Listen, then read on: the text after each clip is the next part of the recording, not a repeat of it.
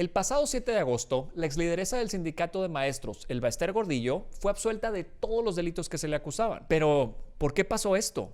¿Que no era clarísimo su abuso de poder y corrupción? Para entender este caso, primero tenemos que ver de qué delito se le acusaba y cómo fue la actuación de la PGR en todo este proceso. Primero, cuando fue arrestada en el 2013, a Elba Ester Gordillo se le acusaba de asociación delictuosa y operaciones con recursos de procedencia ilícita, o como se le conoce comúnmente, lavado de dinero y delincuencia organizada.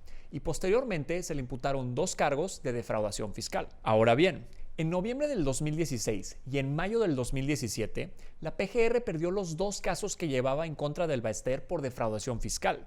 En el primero se desechó el caso por razones de forma, ya que el SAT no le notificó a la maestra de los adeudos fiscales que tenía antes de empezar el juicio, lo cual es un requisito indispensable en un proceso de esta naturaleza. Y en el segundo caso, se resolvió que la PGR no tenía los elementos de prueba suficientes para sostener las acusaciones que había hecho.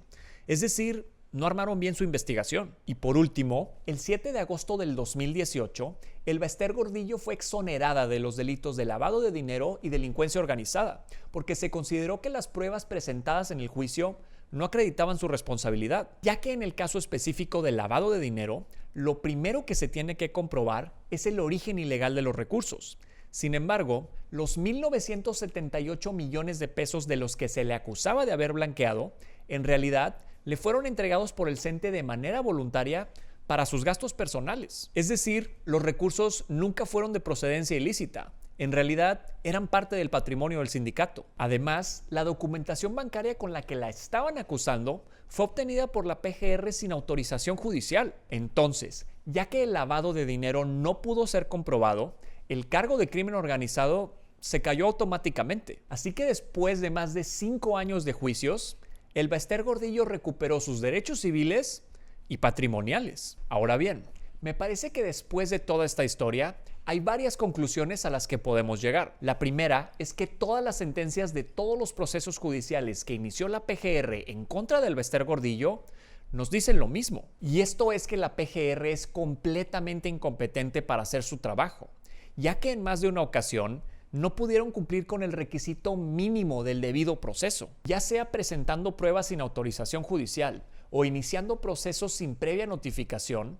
Da la impresión de que ni siquiera conocen la forma del proceso que deben llevar a cabo y que además se supone que son expertos del mismo. Y tal vez si no estás familiarizado con los procesos legales, pudieras pensar que aunque se presentaron las pruebas sin autorización judicial, siguen siendo pruebas verdaderas y válidas. Sí, la prueba puede ser verdadera, pero si no es presentada en tiempo y forma en el proceso, no tiene validez para el juez.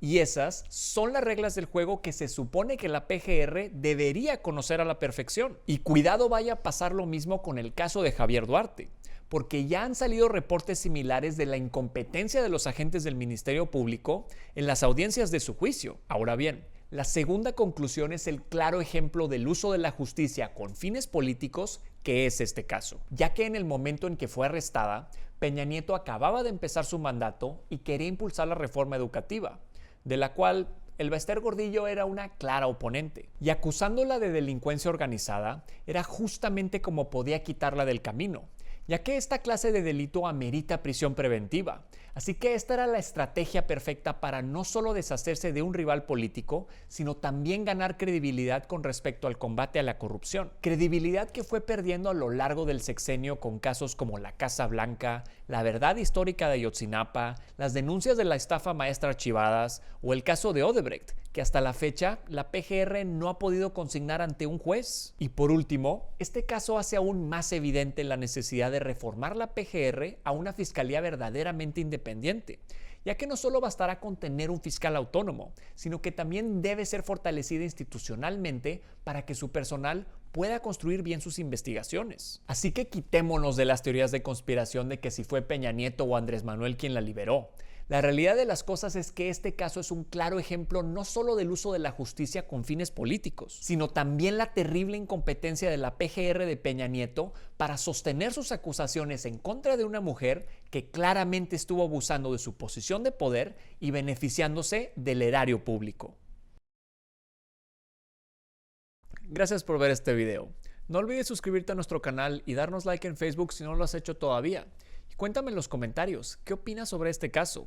¿Qué crees que deba hacerse con la PGR? ¿Y qué crees que vaya a hacer el Bester Gordillo ahora que es libre otra vez? Cuéntame en los comentarios. Sin embargo, los 1.978 millones de pesos de los que se le acusaba haber blanqueado, lo recibió por parte del sindicato de manera libre. El sindicato se los daba, no eran recursos ilícitos. Qué cosa. Salud, salud, salud. Salud. Justice, not for everyone.